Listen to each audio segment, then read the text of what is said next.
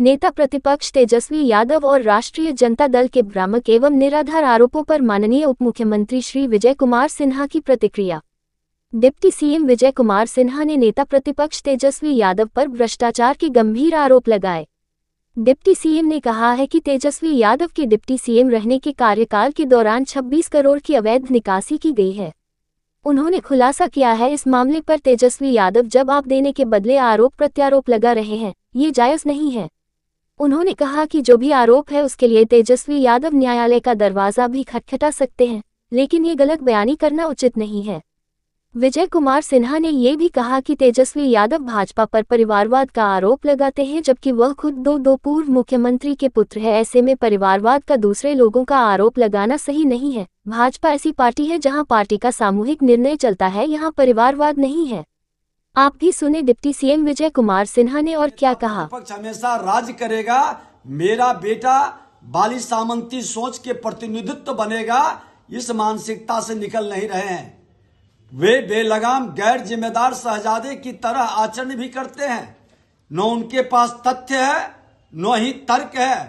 तेजस्वी यादव जी के साथ परेशानी यह है कि आज तक उन्होंने जीवन में गंभीरता से कोई काम नहीं किया, अपनी शिक्षा पूरी नहीं की, क्रिकेट खेलने गए वहां भी 0 पर आउट हो गए।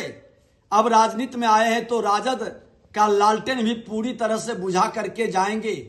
मैं कह देना चाहता हूं कि सोने के चम्मच लेकर जन्म लेने वाले मानसिकता के लोग कितना भी आप अपना भौकाल बना लें, कितना भी फ्रॉडिज्म की राजनीति कर लें, जनता के बीच नेता नहीं बन पाएंगे।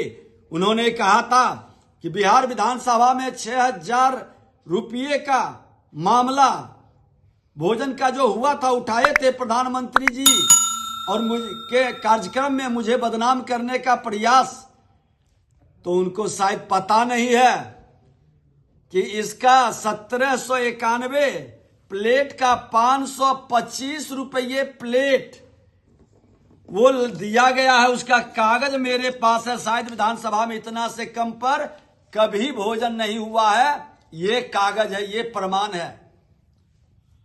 तेजस्वी यादव जी, जिसकी रही भावना जैसी वही वक्तव्य निकलता है, और ईश्वर भी उसी तरह से देखते हैं। ये आपके सामने है, देख लीजिए कैसे प्लेट पड़ा है। 600 रुपए से भी नीचे का प्लेट है और आप 6,000 रुपये कह रहे हैं। माफी मांगनी चाहिए, शर्म लगनी चाहिए।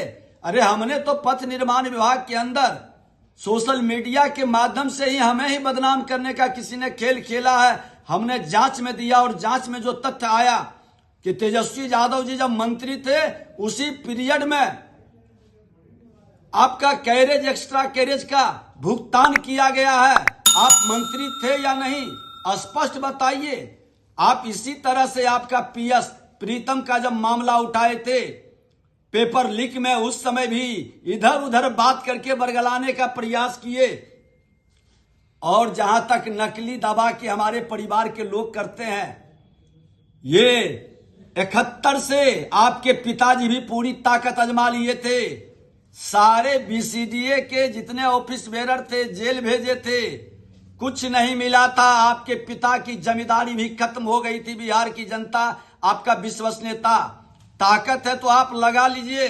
पूरे पारदर्शिता के साथ जमीन पर ईमानदारी से काम करते हैं। अरे आपके जैसे अत्याचारी गुंडा राज जंगल राज लाने वाले से व्यवस्था राजनीति नहीं चलती है। हम प्रधानमंत्री के अनुयायी हैं। भारतीय जनता पार्टी सेवक के भाव से काम करता है।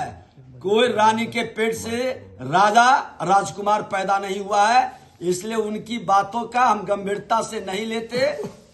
वो हमारे ही दल के लोगों के बारे में जो बोलते हैं, यहाँ लोकतंत्र है, परिवारवाद नहीं है, परिवारवाद की जिम्मेदारी नहीं चलती है। यहाँ हमारे सामूहिक नेतृत्व के निर्णय पार्टी स्वीकारती है और सम्मान मिलता है।